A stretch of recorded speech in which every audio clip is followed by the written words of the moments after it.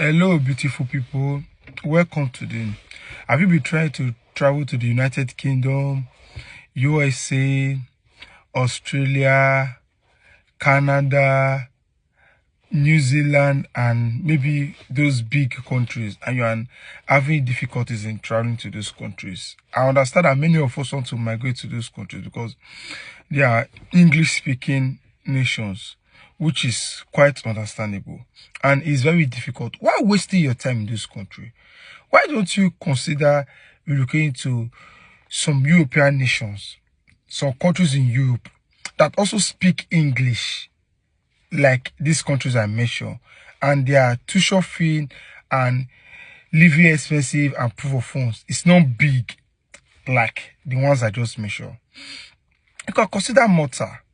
Malta is a very nice country there, and Malta, they also speak English. The official language there is English. You can move to Malta with just little money. Though it's a tiny island, but they speak English, and from there you can start your pathway into European nations. I can still recommend Netherlands for you, although Netherlands is not just an English-speaking country, but like 90% of people that reside in Netherlands, they speak English there. If you go to Netherlands and you speak English, I believe everybody will understand there. Like almost everybody will understand. You can migrate to Netherlands and start from there. I don't see any reason wasting your time trying to access this big nation, applying and get rejection. It would be nice. If you are having difficulties going to all these big countries, try these two countries I have suggested to you. They are still very good and nice there. And if maybe you have the means, you can even relocate to other countries, smaller countries. There's no need wasting your time in those big countries when you can actually go to Portugal. You can go to Austria. You can go to Denmark. You can go to Netherlands. You can go to Malta. You can go to Italy, Spain, and so on, Lithuania, Slovakia, Czech Republic, and so on. Though these countries I just mentioned, they may not be English-speaking nations, but they have high visa approval rates. What I have come to understand is that the US, UK, Canada, Australia, their process are very tedious and very expensive and very hard to get applications these days. Especially when you want to migrate through the study path, it's very difficult. So you target these small countries and migrate there. Your starting point should not be your ending point. You might just use that as your starting point and later migrate out of these places. The end goal is for you to have your resident card, your permanent residency. From there, you can move out. That is why I always say move to the Schengen zone. Because when you move to the Schengen zone, even though if you're in the smaller country in Europe, once you have your permanent residence, you can migrate there. So countries, they give you just 5 years to have your permanent residency. So once you have this permanent residency, you can migrate to your desired country. If you are, for example, you migrate to Romania and you spend 5 or 8 years there, after having your permanent residency, you can migrate from that country to the Germany of your dream, to the Netherlands of your dream. So I see no reason why you spend more time trying to have access to this big nation where there are other small nations you can access to. And also, most of these countries I just mentioned, they allow for family unification. Example, Portugal allow you to bring your family. Austria allow you to bring your family.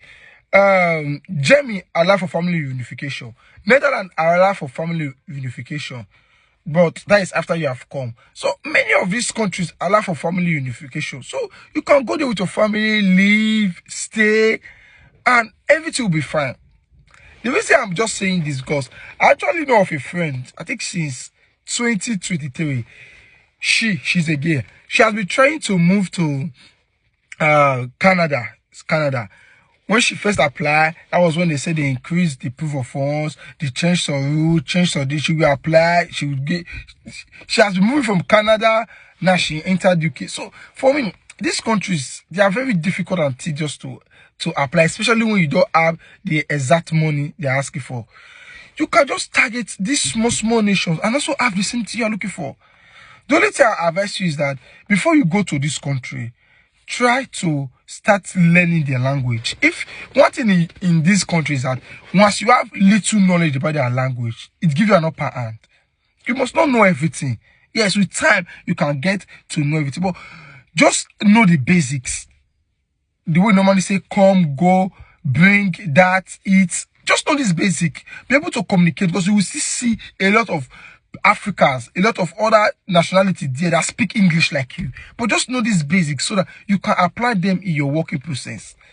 So for me, I think it will be nice. It will be nice for you, if you want to relocate out of this country, to target out of your country, to target the small countries in Europe. And mind you, these countries also have little money as proof of funds. You also have little money for tuition fee. I always make mention of Portugal because I know Portugal in and out. Portugal, you can pay the installment up to 10 times. 3,000 euros. You can find schools for 3,000 euros to 6,000 euros in Portugal.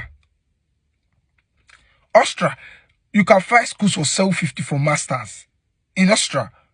Although getting an apartment there for legalization is very tedious, it's very hard.